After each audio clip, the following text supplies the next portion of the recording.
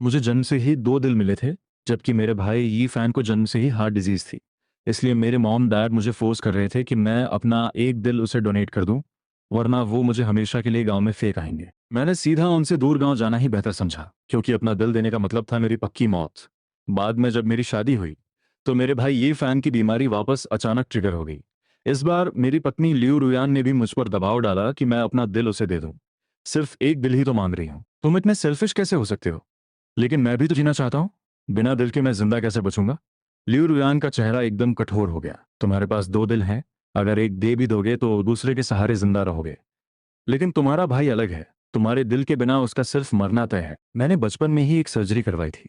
मैं अपना एक दिल पहले ही डोनेट कर चुका हूँ, और मेरा वो दिल अभी इसी वक्त तुम्हारे ही अंदर धड़क रहा है। लेकिन लियू रुयान को लगा कि मैं अपना दिल न देने के बहाने बना रहा हूँ। उसने मुझे फोर्सफुली ऑपरेशन टेबल पर बांध दिया और एनेस्थेटिस्ट को मुझे एनेस्थीसिया देने का ऑर्डर दे दिया। टेंशन मत लो, मैं तुम्हें किसी भी कीमत पर जिंदा बचा लूंगी। लियू रुयान के मेंटर ने पहले भी हार्ट ट्रांसप्लांट सर्जरी सक्सेसफुली की थी, इसलिए उसके अंदर बहुत ओवर कॉन्फिडेंस था कि वो मुझे मौत के मुंह से बचा लेगी। जब तुम्हारा भाई पूरी तरह से रिकवर हो जाएगा तो तुम्हारी सारी फैमिली तुम्हें अपना लेगी, और मैं भी हमेशा तुम्हारे साथ रहूंगी। कुछ ही देर बाद लियू रुयान ने मेरी बॉडी से मेरा वो इकलौता दिल निकाल लिया।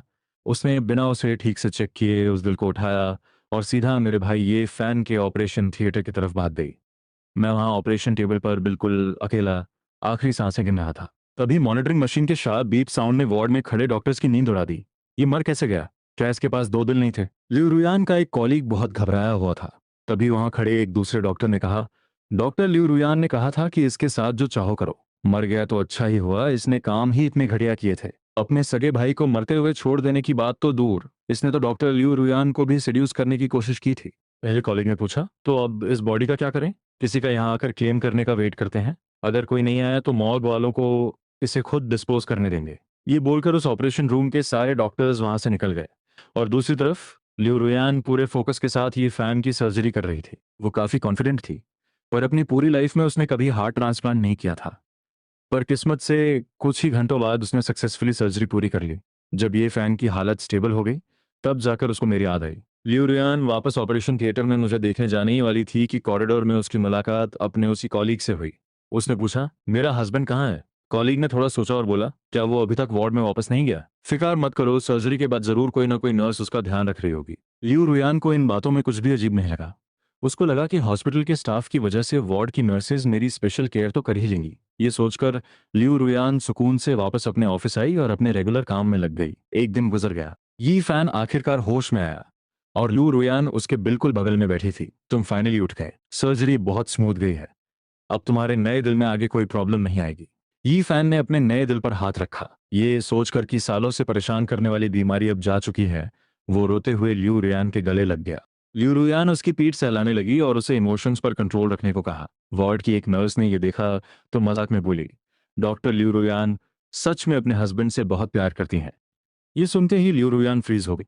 उसे तुरंत याद आया कि मैं अभी भी हॉस्पिटल के किसी दूसरे वार्ड में पड़ा हूं। उसने तुरंत क्लियर किया, आपको गलत फहमी हुई है, ये मेरा हस्बैंड नहीं है। तुम आराम करो, मैं फांग युआन को एक बार देख कर आती हूँ। और जैसे ही लियू रुयान उठने वाली थी, ये फैन ने अचानक उसका हाथ कस के पकड़ लिया।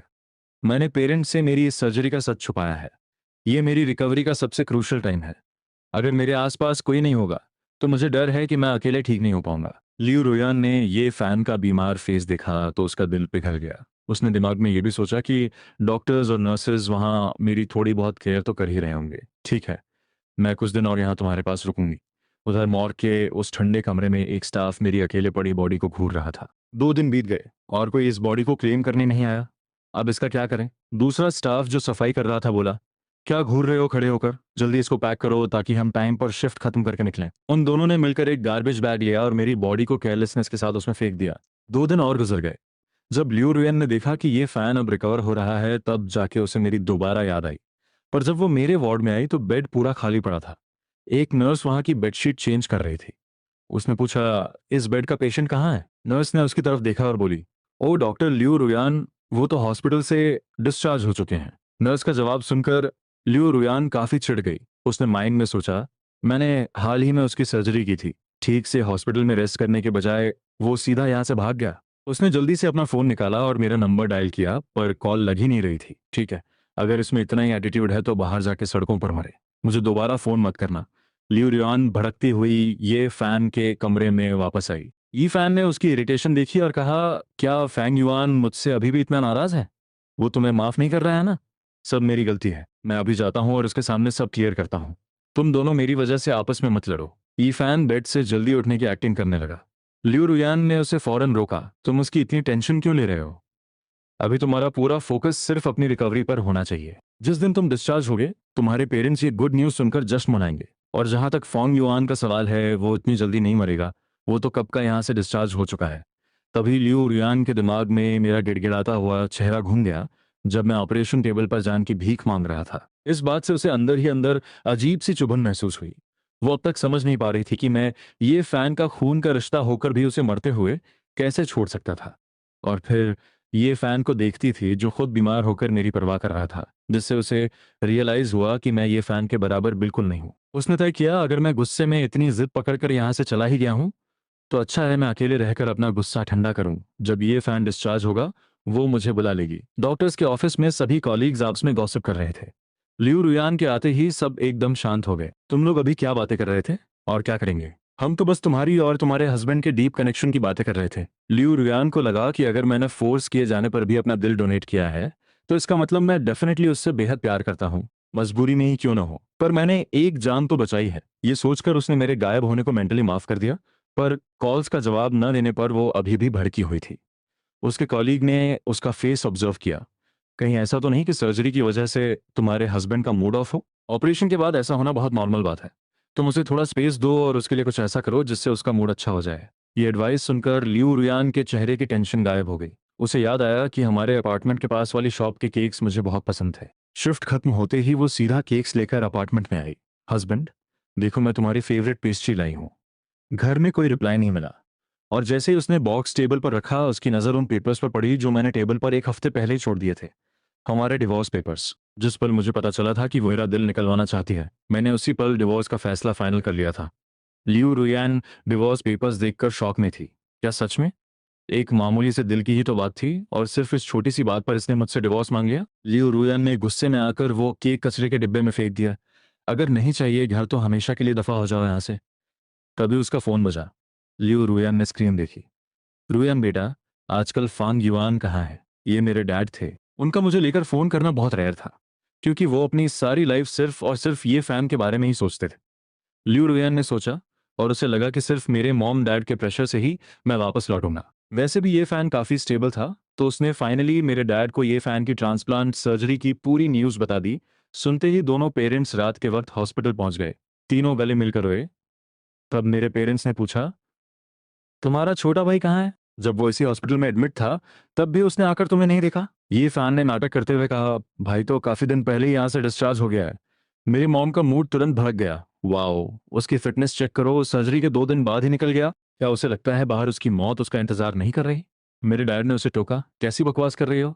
ये फैन का ऑपरेशन तो हो गया, पर कल को आगे जाकर उसकी हेल्थ में इशू आया और फैंग यूएन जिंदा न बचा, तो ये फैन का क्या फ्यूचर रहेगा? मेरी मॉम ने अपने मुंह पर ही थप्पड़ मारा। थू थू। अगर उस फैन युआन को किसी वजह से मरना ही है, तो पहले ये फैन की प्रॉब्लम्स खत्म हो जाएं, फिर मरे। ये फैन बेटा, तू चिंता मत कर, तेरे मॉम डैड हमेशा तुझे प्रोटेक्ट करेंगे। ये फैन अपने पेरेंट्स का इतना ब्लाइंडली सपोर्टिव रिस्पॉन्स सुनकर दिल ही दिल में स्माइल कर रहा था। अगले दिन जब लियू रुयान कमरे में आई, वहां एक परफेक्ट लविंग फैमिली पिक्चर चल रही थी। ये फैन और मेरे मॉम डैड आपस में इमोशनल मोमेंट्स शेयर कर रहे थे। लियू रुयान को ये थोड़ा चुभने लगा, क्योंकि उसने मेरे पेरेंट्स को मेरे साथ कभी ऐसा प्यार दिखाते हुए नहीं देखा था। अरे यार रुयान, ये फैन को नया दिल मिलने के पीछे तुम्हारा ही बड़ा हाथ है। लियू रुयान ने उनसे डायरेक्टली पूछा कि क्या मेरा कोई अता पता मिला?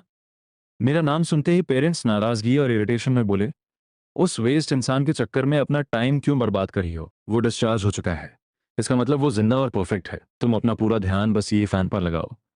मेरे मॉम डैड हमेशा से अपने बड़े बेटे ये फैन और लियू रुयान की सेटिंग करवाना चाहते थे, पर ये फैन की क्रिटिकल कंडीशन के चलते उन्होंने इस बारे में खुलकर कभी बात नहीं की थी। पर अब नए दिल आने से चांसेस पूरे थे।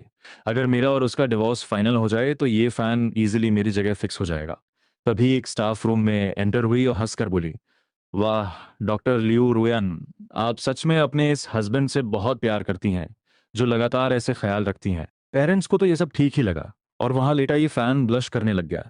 पर खड़ी लियू रुयान एकदम से भड़क गई। तुम्हें किसने कह दिया कि ये इंसान मेरा हस्बैंड है? कॉलीग ने उसके गुस्से को लाइटली लिया और हंसते हुए चली गई। ओहो, वार्ड में सब पब्लिक जानती है, नाटक करने का कोई फायदा नहीं है। मेरे डैड ने जल्दी से लियू रुयान का हाथ पकड़ लिया। बुरा मत मानो, जब फंग युआन यहाँ है ही नहीं, तो अगर दूसरे तुम्हारे रिश्ते को वैसे ही समझते हैं तो इसी बहाने ये फैन को हॉस्पिटल स्टाफ से एक्स्ट्रा वीआईपी सर्विस मिल जाएगी। ये सुनकर और वहाँ ये फैन का बदला हुआ एटीट्यूड देखकर लियू रुयान बहुत इरिटेट हो गई। वो अपना गुस्सा पीते हुए वापस अपने ऑफिस आई। वो उस कॉलीग की शिकायत करने ही वाली थी कि अचानक खबर आई कि उसका मेंटर प्रोफेसर ली देहाई अचानक हॉस्पिटल में आया है। ल्यू रुयन फुल स्पीड में डायरेक्टर के कैबिन में जाती है। सर, आपसे मिले हुए बहुत साल बीत गए, आपकी हेल्थ कैसी चल रही है? ली देहाई ने हंसकर वेलकम किया। मैंने भी सुना कि तुम खुद के दम पर अब हार्ट ट्रांसप्लांट्स परफॉर्म कर रहे हो, कमाल कर दिया। मुझे अच्छे से याद है, जब मैंने बचपन में तुम्हारा वो ट्रांसप्लांट हैंडल किया था, मैंने उम्मीद ही नहीं की थी कि तुम एक दिन इतने सक्सेसफुल लेवल तक पहुंचोगी। लियू रुयान शॉक में फ्रीज पड़ गई। सर, आप एक्चुअली किस ऑपरेशन की बात कर रहे हैं? अरे, तुम्हारा खुद का वो हार्ट ट्रांसप्लांट जो तुम्हारी जान बचाने के लिए हुआ था। प्रोफेसर के स्टेटमेंट से उस रूम में अजीब सी शांति छा गई। अचानक बाहर से एक स्टाफ भाग कर आया। डॉक्टर ल्यूरुयान, एक इमरजेंसी है। बेड नंबर 32 में पेशेंट की फैमिली आपस में लड़ रही है। बेड 32 सुनते ही उसके दिमाग में ये फैन आया और वो अपना सारा ध्यान लेकर वहां भागी। रूम में घुसते ही उसे एक जानी पहचानी आवाज आई।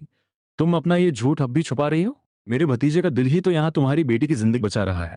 लियू रुयान इंस्टेंटली उनके बीच कूदी। हाँ, वही, उस फांग युआन का एक दिल इस टाइम तुम्हारे सामने ही धड़क रहा है। लियू रुयान शौक और परेशानी में उस औरत की ओर मुड़ गई। अचानक मेरे आखिरी शब्द उसके कानों में गूंज उठे। यह हो क्या रहा है इधर? मॉम डैड, वार्ड में प्रैक्टिकली मेरी थर्ड आंटी झगड़ा कर रही थी। मेरे पेरेंट्स को पीछे खड़ा देख उसका कॉन्फिडेंस बहुत हाई था, पर मेरे पेरेंट्स उसे लगातार इग्नोर मार रहे थे। थर्ड आंट तुरंत लियू रुयान की ओर पलटी। रुयान बेटी, तुम सेफ तो हो ना? और अचानक वो मेरे पेरेंट्स की तरफ शक से देखने लगी। भैया, आप मेरी इस रुयान बेटी को कैसे जानते हैं? मेरे पेरेंट्स को रिएक्शन देते उससे पहले वार्ड का दरवाजा जोर से खुला और वहां मेरे थर्ड अंकल आ गए। उसने जबरदस्ती अपनी वाइफ का हाथ पकड़ा और उसे खींचकर बाहर ले जाने की कोशिश करने लगा। ल्यू रुयान हर हाल में सच्चाई जानना चाहती थी। एक मिनट, इस बात का मतलब क्या निकला कि मेरे अंदर वही दिल धड़क रहा है? पर वहां मौजूद उसकी अपनी मां ने आगे बढ़कर लियू रुयान को फौरन चुप रहने का इशारा कर दिया। कुछ देर बाद थर्ड आंट अंकल के साथ वापस आई। फेक स्माइल लगाकर बोली, अरे बेटी, मैं ही पागल हूं, लगता है कंफ्यूजन में कुछ भी बक दिया। तुम इस बात पर ध्यान मत दो। थर्ड अंकल ने उसे हल्का थप्पड़ सा मारते हुए पीछे किया। माफ करना बेटी, इसकी बदतमीजी के कारण तुम्हें झेलना पड़ा। मैं तुम्हारी और तुम्हारी माँ से दिल से सॉरी बोलता हूँ। ल्यूरियान कंफर्म डाउट में फंसी हुई थी कि अचानक सब पलट कैसे गए। वो दोबारा सवाल करती कि मेरे डैड ने फुल गुस्सा दिखाते हुए कहा, बस बहुत हो गया ये तमाशा। मान लिया रुयान आज इस घर का हिस्सा है, पर आगे से रिस्पेक्ट भूल कर ये सब घटिया हरकतें मत दिखाना। जब सारा फैमिली ड्रामा शांत हुआ, लिव रोयन प्रैक्टिकली अपने अकेले माइंड स्पेस में चली गई। उसे खुद अपने ऑपरेशन का कुछ भी याद नहीं आ रहा था। जब ली देहाई ने बात शुरू की थी तब उसे डाउट गया कि शायद प्रोफेसर की मेमोरी कमजोर हो गई होगी, पर जब एक अनजान औरत आकर प्रैक्टिकली वही बात सबके सामने रिपीट कर रही हो तो मामला बहुत सीरियस था। लियू रोयान मेरे पेरेंट्स को इग्नोर करती हुई डायरेक्ट अपनी मॉम का हाथ पकड़कर प्राइवेट रूम में घुस गई। माँ, तुम स्ट्रिक्टली मुझसे क्या हाइड कर रही हो? उसकी माँ ने आंखें चला ली। ऐसा कुछ नहीं है बेटा, तुम इतना मत सोचो। मॉम की बातों से परेशान होकर उसने डिसाइड किया कि वो सीधे दिहाई सर से मिलकर सब क्लियर करेगी। ऑफिस में उसे प्रोफेसर नहीं थे। एक असिस्टेंट ने बताया कि डायरेक्टर सर ने प्रोफेसर को राउंड चेकिंग के लिए बेड 32 वार्ड में भेजा है। प्रोफेसर ली देहाई वहां ये फैन को क्लियरली एनालाइज कर रहे थे। लियो रुयान फुल स्पीड में वार्ड की तरफ भागी और चिल्ला पड़ी, सर, मैं इनकी वाइफ नहीं हूं।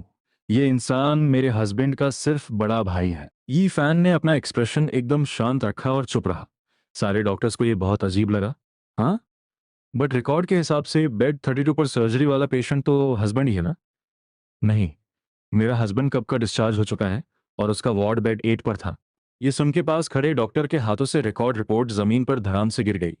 सन्नाटा पूरे रूम को घेर लेता है। तभी दरवाजे से पेरेंट्स एंट्री मारते हैं। डॉक्टर्स, अब हमारे ये फैन का अपडेट कैसा है? थर्ड आंट ठीक उनके पीछे चिपकी हुई आ रही थी। वो दरअसल उधर मुझसे पैसे मांगने आई थी। जब मेरे घर से डायरेक्ट अप्रोच किया और पता लगा कि मैं हॉस्पिटल में हूं तो वो डायरेक्ट इसी टारगेट पॉइंट पर आ गई। ली देहाई ने पेरेंट्स को देखा और उनकी डायरेक्ट नजर उस पीछे खड़ी औरत पर गई। अरे, ये कैसा अजीब कोइंसिडेंस है। तुम तो उसी डबल हार्ट वाले बच्चे की फैमिली हो ना? तुम सब इधर अचानक किस लिए? थर्ड आंट को लगा जमीन फट जाएगी। सामने खड़ा इंसान वही हेड डॉक्टर निकला। मेरी फैमिली टोटली शॉक और कंफ्यूज हुई। मेरा बेटा फैंग युआन इन भिखारियों का बेटा कब से हो गया? लियो रुयान फुल पैनिक में देहाई सर का कोट पकड़ लेती है। सर प्लीज अभी एक्सप्लेन करो, आपने ये बात किस कॉन्टेक्स्ट में कही? जो प्रोफेसर देहाई सच नहीं जानते थे कि ये इलीगल डीलिंग हुई है जिसने फांग युआन की आइडेंटिटी कंप्लीटली डिस्ट्रॉय कर डाली थी। बेटा तुम खुद ही तो अपनी सर्जरी के बारे में पूछ रही थी। यही तो वो लड़का है जिसका दिल तुम्हारे अंदर लाइफ बनकर धड़क रहा है। थर्ड आन ने डर के मारे मुंह मोड़ लिया। नहीं, आप फेक कहानी बोल रहे हैं। पर मेरे पेरेंट्स वहां डर के मारे फ्रीज पड़ गए क्योंकि वो असली मैटर जानते थे कि बदकिस्मती से उस वक्त मुझे इन्हीं पैसों के भूखे लोगों के हाथों सौंप दिया था। तभी ल्यू रुयान की माँ वहां आ पहुंची। वो दरअसल थर्ड आंट से चुपके से सेटिंग करने आई थी, पर उसने एक्सपेक्ट नहीं किया था कि यहाँ पूरा परिवार और प्रोफेसर ली दिहाई भी मौजूद होंगे। ली दिहाई ने कहा, तुम्हारी माँ यहाँ है, खुद पूछ लो कि सच्चाई क्या है। सबकी नजरें लियो रुयान की मां पर टिक गईं। माँ, सर जो कह रहे हैं क्या वो सच है? ली दिहाई की बातों से माँ की रूह कांप उठी। उसे समझ आ गया कि अब इस राज को राज रखना इम्पॉसिबल था। सबके सामने आखिरकार उसने हाँ में सिर हिला दिया। थर्ड आंट और अंकल को भी समझ आ गया कि उनका पर्दाफाश हो चुका है। अचानक लियो रुयन की माँ मेरे पेरेंट्स के आगे घुटनों पर गिर पड़ी। माफ कर दो समधी जी, मैं मुजरिम हूँ। रुयान के बचपन में उसे नया दिल चाहिए था, घर वाले परेशान थे। हमने किसी भी कीमत पर मैच ढूंढा और तब हमें तुम्हारे इस लड़के के बारे में पता चला। हमने इन थर्ड आंट और अंकल को भारी रकम देकर तुम्हारा लड़का खरीद लिया और वो ट्रांसप्लांट करवा लिया। हमें लगा था कि इस घटना के बाद हम कभी दोबारा नहीं मिलेंगे, इसलिए जब रुएन बड़ी हुई तो मैंने ये सच हमेशा के लिए छुपा लिया। पर मुझे नहीं पता था कि किस्मत उसे फांग युआन से मिलाएगी और वो दोनों प्यार में पड़ जाएंगे। मुझे माफ कर दो क्योंकि मुझे लगता था कि ये थर्ड आंट और अंकल ही इसके असली माता पिता हैं। मेरे पेरेंट्स ये सुनकर जैसे पत्थर बन गए। उन्हें आखिरकार एहसास हुआ कि जिस बेटे पर उन्होंने कभी प्यार नहीं लुटाया, उसे बचपन में ही इन लोगों ने दिल निकालने के लिए बेच दिया था।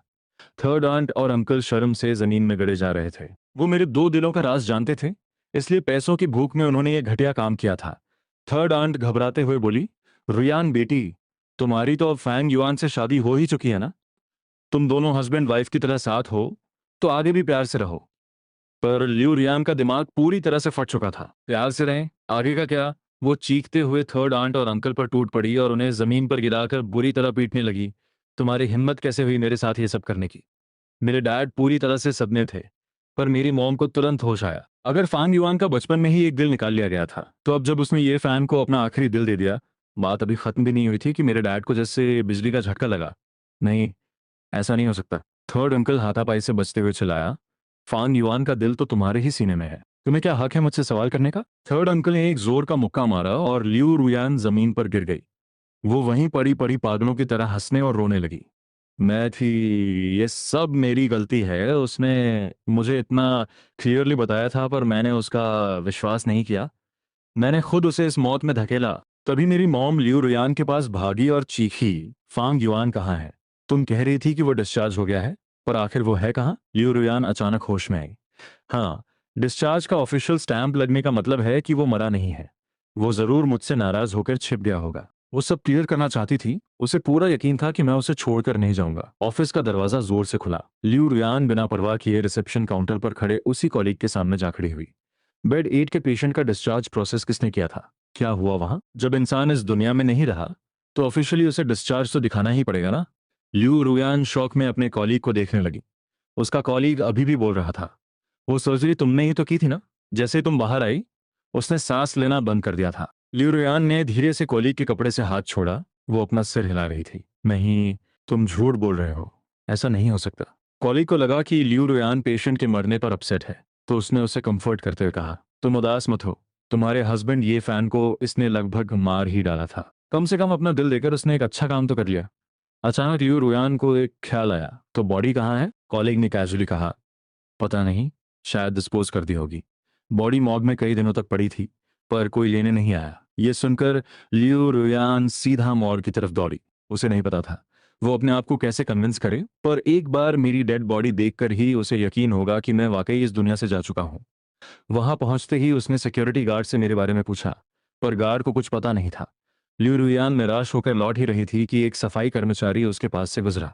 लियो रोयान ने तुरंत मेरा फोन पहचान लिया। उस फोन की स्क्रीन पर हमारे कॉलेज के दिन की फोटो लगी थी। लियो रोयान ने उस स्टाफ का हाथ टाइटली पकड़ लिया। ये फोन कहाँ से मिला तुम्हें? कर्मचारी डर गया। ये मुझे उसी डेड बॉडी वाले बैग से मिला था, एक मुर्दे के बैग से। ये सुनकर लियो रोयान और अग्रेसिव हो गई। उसकी बॉडी कहाँ है? वो तो कब का क्रेमेटरी में जा चुका है, अब किसको पता कि उसकी राख कहाँ होगी? राख शब्द सुनकर लियू रुयान वहीं जमीन पर गिर गई।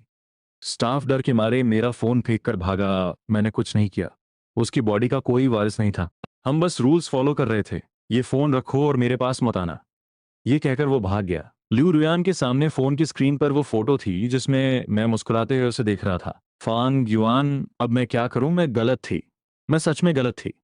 मुझे माफ कर दो, वापस आ जाओ ना मेरे पास। मेरा दिमाग खराब हो गया था। मैं बस ये चाहती थी कि अगर तुम अपने भाई को दिल दे दोगे तो फैमिली तुम्हें अपना लेगी और तुम्हें वो सब मिल जाएगा जो तुम चाहते थे, एक फैमिली।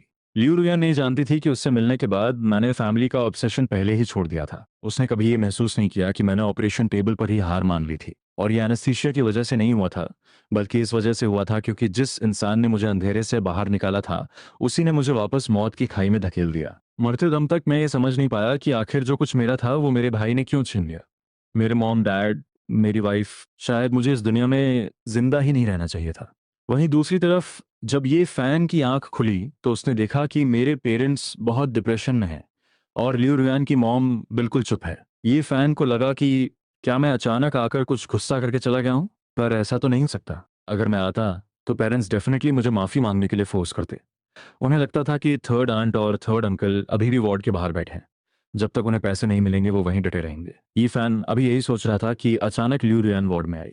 उसने तुरंत अपने सीने को पकड़ा और रोते हुए कहा, क्या फॉन्ग युआन अभी भी मुझसे नाराज है और इसलिए नहीं आया? मुझे पता है कि मैंने उसे हर्ट किया है, पर मैं क्या करता? मेरे पास कोई ऑप्शन नहीं था। मेरी बीमारी की वजह से मुझे जीने के लिए दिल चाहिए था। ये फैन का फेस पेल पड़ गया और वो जोर जोर से सांस लेने की एक्टिंग करने लगा। लेकिन वार्ड में किसी ने भी उसे शांत नहीं करवाया। उसने इस अजीब शांति को महसूस किया। पिछले वक्त में ऐसी सिचुएशन आती तो हर कोई मुझे टारगेट करता। लियो रुयान ने कोल्ड वॉइस में उससे पूछा, क्या तुम्हारा दिल सच में इतना खराब था कि तुम्हें ट्रांसप्लांट की जरूरत थी? ये फैन बोला, हाँ बिल्कुल। तुमने मेरे चेकअप रिपोर्ट्स खुद देखे थे। मैं ये सब फेक थोड़ी कर सकता हूँ। मैं छोटे भाई की तरह नहीं हूँ कि लोगों को पैसा देकर झूठ बुलवाऊं। क्या फांग युआन ने फिर से कुछ गलत बात की है? ये फैन को समझ नहीं आया कि अचानक लियो रुयान ऐसे सवाल क्यों पूछ रही है। पर मॉम डैड के सामने वो इस झूठ से पीछे नहीं हटना चाहता था। लियू रुयान चलकर ये फैन के पास आई और अपना फोन उसके सामने दिखाया। ये तुमने किया है ना? फोन में मेरी और ये फैन की पूरी चैट हिस्ट्री थी, जहां उसने मुझे साफ बताया था कि वो बीमारी का नाटक कर रहा था ताकि वो अपना हार्ट मेरे साथ रिप्लेस कर सके। ये सब प्रूफ्स उसमें थे। मैसेज स्क्रीन, तुम्हें लगता है वापस आने के बाद मॉम डैड तुम्हें प्यार करेंगे? सपने देखना बंद करो। एक गरीब इंसान कितना भी नहा ले, उसमें बदबू ही रहेगी। अपनी पूरी जिंदगी उन गवारों के साथ एक गांव में बर्बाद करो। तुम्हारी लियो रुयान के साथ शादी करने की कोई औकात ही नहीं थी। मॉम डैड ने मुझे क्लियरली बोला है कि जब मेरी तबीयत ठीक हो जाएगी तब वो लियो रुयान और मेरी मैरिज करवाएंगे। देखो कैसे इस घर में तुम्हारी औकात कचरे जैसी है। मैंने अगर लियो रुयान को बोलकर तुम्हें अपना दिल मुझे देने के लिए फोर्स करवाया ना, तो तुम्हें देना पड़ेगा। मैंने तुमसे कहा था तुम मेरे सामने कुछ नहीं कर पाओगे। तुम्हारे मॉम डैड, नातनी, ऐसे ही इस दुनिया में रहकर क्या उखाड़ लोगे?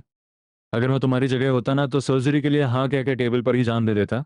चैट की डिटेल्स बिल्कुल डिस्गस्टिंग थी, जहां मुझ पर सिर्फ बुलिंग और गालियां थीं। लियू रोयन इमेजिन भी नहीं कर पा रही थी कि जब मैंने ये सब देखा होगा तो मैं क्या फील कर रहा हूँगा। उसकी आंखें गुस्से से लाल हो गई और उसने फोन को कस के पकड़ा। सच बताओ, क्या ये सब तुम्हारा प्लान था? नहीं, फॉन्ग युआन ने खुद मेरी फेक प्रोफाइल बनाकर ये नाटक रचाया था ताकि मुझे दिल ना देना पड़े। ये फैन रोते हुए जोर जोर से चिल्लाने लगा, जिसे मेरी मॉम बर्दाश्त ना कर पाई। उन्होंने कस के ये फैन को एक थप्पड़ मार दिया। लियू रुयान अपना गुस्सा कंट्रोल नहीं कर पाई। उसने ये फैन का गला जकड़ लिया। तुम सोचते हो कि तुम क्या हो? तुम्हें सीरियसली यही लगता है ना कि मैं तुम्हें बहुत पसंद करती हूँ, तभी मैंने फॉन्ग युआन का दिल निकलवाया? मेरे डैड ने रोती हुई मुंह को बाहों में पकड़ लिया। हमने पाप किया था। हमारे परिवार में ये कैसा कहर टूट पड़ा जब ये दिखा कि अब थोड़ी ही देर में ये फैन मर जाएगा। लियू रुयान की माँ बीच बचाव कर आई, दोनों को अलग किया। उसके बाद ये फैन पेरेंट्स से बचाने की भीख मांगने लगा। ये पक्का फांग युआन की चाल है। उसने ये सब मैनेज किया है। आप जल्दी उसको खोजें, सब कुछ सच साबित हो जाएगा। ये पागलपन सुनकर अब लियू रुयान ये ड्रामा और झेल नहीं पाई। उसने साइड टेबल से एक कैंची उठाई और ये फैन के सीने में घोंप दी। एक पल में पूरा वार्ड चीखों से गूंज उठा और बेड पर ये फैन लहूलुहान हो गया। लियू रुयान अंदर से पूरी तरह मर चुकी थी। फांग युआन, देख, मैंने तेरा दिल उससे वापस ले लिया। तू आजा प्लीज, मेरे पास वापस आ, वरना तेरे बिना मैं अब नहीं जी पाऊंगी। लेकिन रूम की डरावनी चीखों के अलावा वहां उसे कोई जवाब नहीं मिला। इस इंसिडेंट के बाद लियो रुयान को मर्डर अटेम्प्ट के क्राइम में पकड़ लिया गया और ये फैन को बहुत लंबा इलाज मिलने के बाद भी बचाया नहीं जा सका। गहरे इंटरनल वूंड की वजह से उसने दम तोड़ दिया। एक ही वक्त पर दोनों बच्चों को खोने से मेरे पेरेंट्स बहुत सदमे में आ गए और एक रात में ही उनके पूरे बाल सफ़ेद हो चुके थे। लू रुयान से मिलने जेल जाते टाइम उसकी मॉम को मेरे मॉम डैड ने एक चीज़ दी। उनकी औकात नहीं थी लिu रुयान से आंख मिलाने की। वो जानते थे कि ये कंडीशन लिu रुयान की वजह से नहीं हुई है, बल्कि इसका असली कारण उनका मुझ पर बचपन से किया गया अत्याचार था। इसलिए मेरे मॉम डैड खुद को आगे फ्यूचर में भी कभी माफ़ नहीं कर सकते थे। वो हमेशा इसी गिल्ट और तड़प में जिएंगे। लिu रुयान अपनी मॉम को देखकर रोने लगी। उसकी माँ ऐसी लग रही थी मानो एक ही साल में 10 साल बूढ़ी हो गई हो। जब उसकी माँ ने अपने बैग से निकाल कर लिu रुयान को वो चीज़ दी, तो लिu रुयान के मुरझाए चेहरे पर एक चमक आ गई। वो एक सच्चा लव नोट था जो हमारे फर्स्ट ईयर के कॉलेज फेस्टिवल के टाइम का था। उसमें मैंने छुपके से लिu रुयान का नाम लिखा हुआ था। सच तो ये था कि मैंने उसे पहली मीटिंग में ही पहचान लिया था, लेकिन लिu रुयान ये नहीं जानती थी कि मैंने उसे किन नज़रों से देखा था। उसे तो यही लगता था कि मैं उसे सिर्फ एक अच्छे दोस्त की तरह मानता हूँ। मुझे अच्छे तरीके से मालूम था कि मेरा रियल दिल उसी की बॉडी में था। उस टाइम लिu रुयान को एक बात याद आई कि जब मैंने अपना हाथ उसके सीने पर रखकर मुस्कुराते हुए कहा था, कितना सही हुआ है ना, अगर वो तुम थी तो सच में ये परफेक्ट है। उस वक्त लिu रुयान को इसका मतलब बिल्कुल समझ नहीं आया था, पर अब वो एंड में समझ गई। पर अब बहुत देर हो चुकी थी। उसकी माँ फूट फूट कर रोते हुए उसे अपना दर्द बताने लगी कि उसने बचपन का राज क्यों छुपाया। जब पहली बार मेरी फैन युआन से बात हुई तो मैंने उसे पहचान लिया था, लेकिन मैंने उससे भीख मांगी कि वो ये राज हमेशा के लिए छुपा कर रखे, और उसने मेरी बात मान ली थी। उसी रात जेल क्वार्टर से खबर आई लिu रुयान की मौत हो गई। उसकी माँ ने जब लिu रुयान के सामान में से वो लव नोट देखा तो उसमें एक आखिरी लाइन लिखी हुई मिली, बस एक ही आखिरी ख्वाहिश है कि हम एक दूसरे की सांसों में आखिरी दम तक जुड़े रहें, मौत तक।